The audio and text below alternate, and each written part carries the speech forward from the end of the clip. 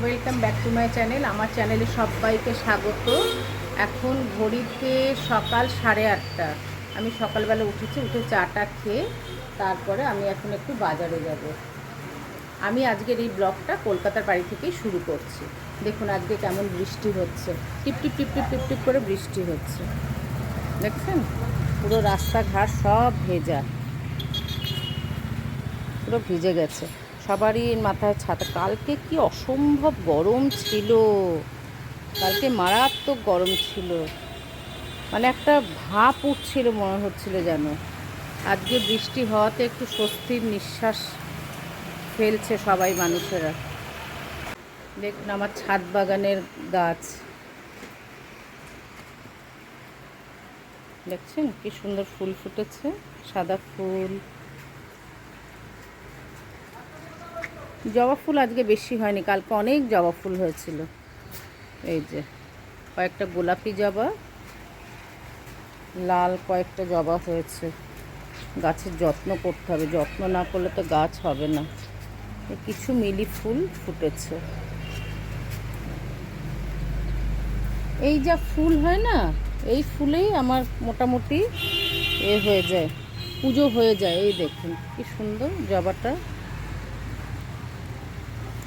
ঠাকুরের পুজো হয়ে যায়। আর ফুল মোটামুটি কিনতে লাগে না, যদি কোনো বিশেষ পুজো যদি না থাকে তবে আর ফুল টুল কিনি না, মোটামুটি এই ফুলেই হয়ে যায়।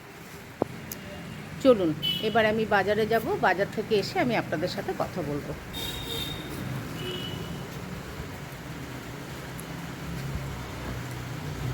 আমি বাজার থেকে চলে এসেছি। বাজার থেকে আমি আজকে বাজার করেছি, দেখুন, রুই মাছ, কুমড়ো, ধনেপাতা, চিংড়ি মাছ, আর একটু আম, আর 3টে কাঁকরোল, আর একটু আমড়া, আর হচ্ছে পেয়ারা, আর তার সাথে আমি 1 প্যাকেট বিস্কিট আর 500 মতো ছাতু নিয়ে এসেছি। এই হচ্ছে আমার বাজার। আর আমার জলখাবার হয়ে গেছে, জলখাবার খেয়ে নিয়েছি। আমি একটা রান্না আজকে আমি আপনাদের সাথে শেয়ার করব। এই কাঁকরোলের উপরে আমি একটা রান্না আপনাদের সাথে শেয়ার করব। আমি একটা কাঁকরোলের রেসিপি শেয়ার করব বলেছিলাম, সেটা আমি এখন আপনাদের সামনে শেয়ার করব। সেটা হচ্ছে আমি আজকে কাঁকরোল দিয়ে পুর বানাবো। এই হচ্ছে কাঁকরোলটাকে আমি প্রথম সিদ্ধ করে রেখে দিয়েছিলাম, আর আমি তার মধ্যে থেকে ভিতরের দানাগুলো আমি বার করে রেখে দিয়েছিলাম।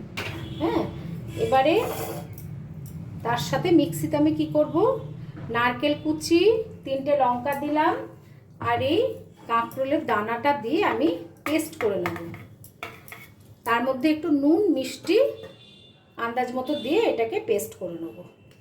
এইবারে তেলের মধ্যে আমি একটু কালো জিরে ফোড়ন দিয়েছি, তারপরে আমি এই পেস্টটাকে ঢেলে দেবো। পেস্ট মানে নারকেল আর কাঁকরোলের দানা আর হচ্ছে লঙ্কা, কাঁচা লঙ্কা দিয়ে ঢেলে দেবো।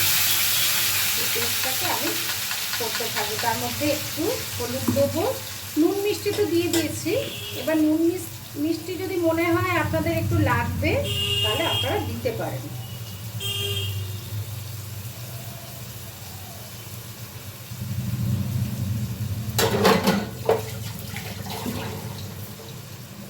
এটা খেতে খুব ভালো লাগে, ভাতের সাথে গরম গরম এটা খেলে না, মানে মুখের টেস্ট পুরো চেঞ্জ হয়ে যায়। এই যে এটা একদম শুকনো শুকনো করে এটাকে একদম তেলের মধ্যে নাড়িয়ে নেব। যখন একদম শুকনো শুকনো হয়ে যাবে তারপর আমি এই কাঁকরোলের মধ্যে পুর দেবো।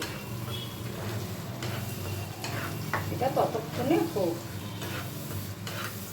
এটা দেখবেন আস্তে আস্তে সুন্দর কালার চলে আসবে।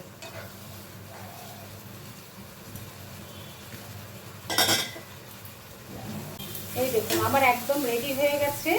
এবারে আমি কাঁকরোলের মধ্যে পুর দেবো।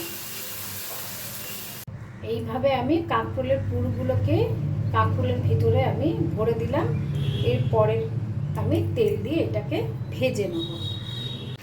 এর পরবর্তী স্টেপ, আমি একটু বেসন, শুকনো লঙ্কা আর হচ্ছে হলুদ, নুন দিয়ে একটা আমি ব্যাটার তৈরি করে নিয়েছি। এই ব্যাটারটার মধ্যে আমি ওই পুরটাকে ডিপ করে তারপরে আমি শ্যালো ফ্রাই করব।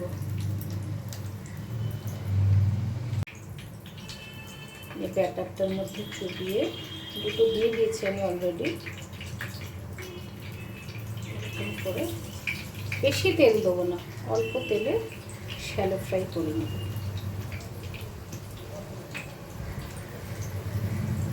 এটা আপনারা ডালের সাথে সাইড ডিশ হিসাবেও খেতে পারেন, এটা তো ভাল লাগবে, এবং শুকনো ভাতের সাথেও মেখেও খেতে পারেন, তাতেও খুব ভাল লাগবে। দুটো দিয়েই খেয়ে দেখতে পারেন।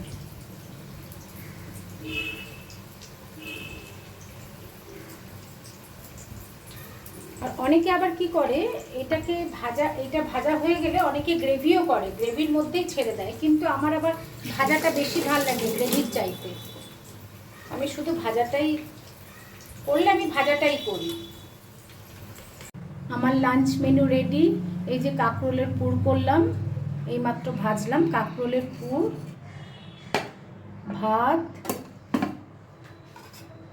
আর হচ্ছে কাতলা মাছের ঝোল ঠিক না, একটু পেঁয়াজ আর টমেটো বাটা দিয়ে অল্প একটু জিরে গুঁড়ো দিয়ে একটু মাখা মাখা মতো করেছে, আর ধনে পাতা দিয়ে।